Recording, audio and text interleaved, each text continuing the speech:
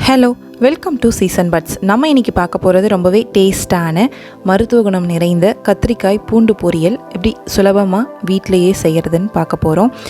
இந்த பொரியலை குழந்தை பெற்ற தாய்மார்களுக்கு கொடுப்பாங்க. ஏன்னா அவங்களுக்கு நிறைய ஹெல்த் பெனிஃபிட்ஸ் கிடைக்கணும்னு அதுக்கான மருந்து நம்ம சேர்த்து இந்த பொரியலை செஞ்சுருக்கோம். ரொம்பவே டேஸ்ட்டாக இருக்கும். ஆப்ரேஷன் பண்ணியிருந்தால் இதை அவாய்ட் பண்ணிக்கலாம். ஸோ வாங்க இப்போது எப்படி செய்கிறதுன்னு பார்க்கலாம். வீடியோவை ஃபுல்லாக பாருங்கள். உங்களுக்கு இந்த ரெசிபி யூஸ்ஃபுல்லாக இருந்ததுன்னா மறக்காமல் உங்கள் ஃபேமிலி அண்ட் ஃப்ரெண்ட்ஸ்க்கு ஷேர் பண்ணுங்கள். இப்போ ஒரு கடாயை சூடு பண்ணிவிட்டு நம்ம நல்லெண்ணெய் சேர்த்துக்கலாம். நல்லெண்ணெய் உங்களுக்கு சேர்க்கும் போது ஹீட் உங்களுக்கு ரெடியூஸ் ஆகும். ஸோ இந்த மருந்து பொடிக்கு பாடி ஹீட்டை இன்க்ரீஸ் பண்ணும். ஸோ அதை ரெடியூஸ் பண்ணுறதுக்காக நம்ம நல்லெண்ணெய் சேர்க்குறோம். கொஞ்சம் நல்லாவே எண்ணெய் விட்டுக்கலாம். இப்போ எண்ணெய் நல்லா காஞ்சிருச்சு. நம்ம வடகம் சேர்த்துடலாம். வடகம் இல்லாதவங்க கடுகு ஜீரகம் சேர்த்து நல்லா பொரிய விடணும்.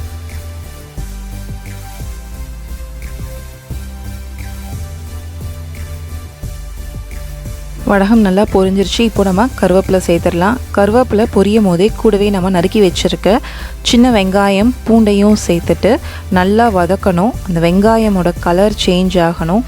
அந்த அளவுக்கு நல்லா பொன்னிறம் ஆகிற வரைக்கும் நம்ம அந்த எண்ணெயிலே நல்லா ஃப்ரை பண்ணணும்.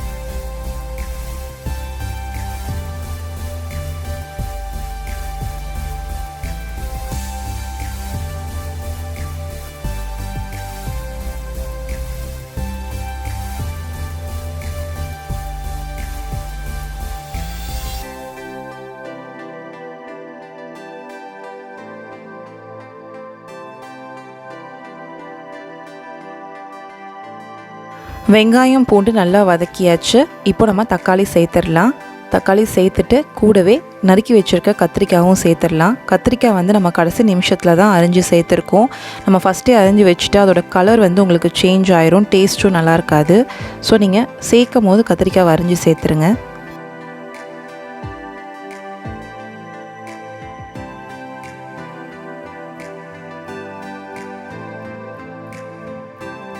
இப்போ தேவையான அளவு மஞ்சத்தூள் சேர்த்து நல்லா மிக்ஸ் பண்ணிக்கலாம்.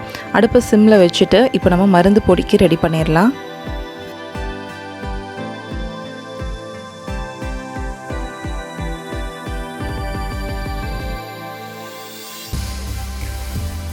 மருந்து பொடியோட ப்ரிப்பரேஷன் ஆல்ரெடி வீடியோவில் இருக்குது. நீங்கள் நம்மளோட வீடியோஸ் போய் பார்த்தீங்கன்னா தெரியும். ஸோ அந்த மருந்து பொடியை நம்ம அப்படியே சேர்க்க போகிறதில்ல.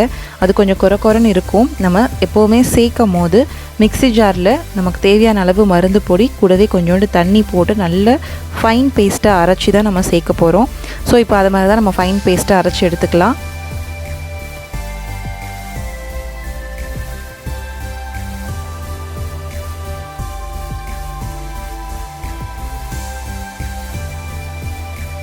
இப்போது வெந்துட்டுருக்க கத்திரிக்காய் கூட தேவையான அளவு உப்பு சேர்த்துக்கலாம்.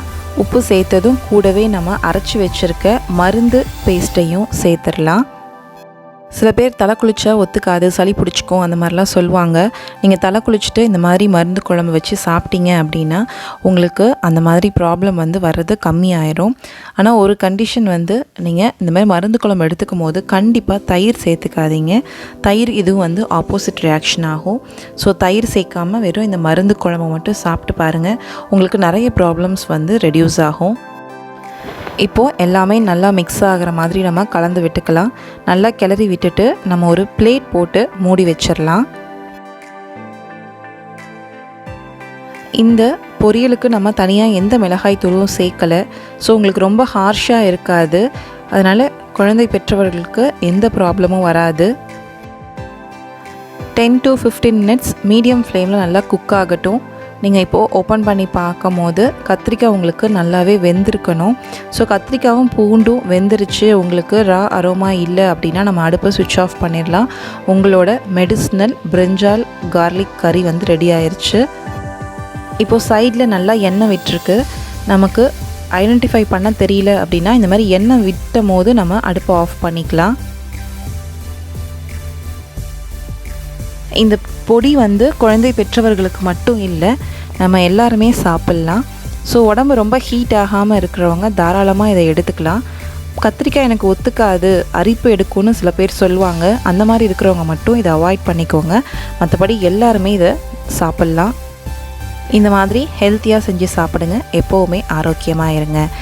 இந்த ரெசிபி உங்களுக்கு பிடிச்சிருந்ததுன்னா மறக்காமல் நம்ம சேனலை சப்ஸ்கிரைப் பண்ணுங்கள், ஷேர் பண்ணுங்கள், கமெண்ட் பண்ணுங்கள். உணவே மருந்து, மருந்தே உணவு, அதுவே நம் பாரம்பரியம். தேங்க்ஸ் ஃபார் வாட்சிங் திஸ் வீடியோ.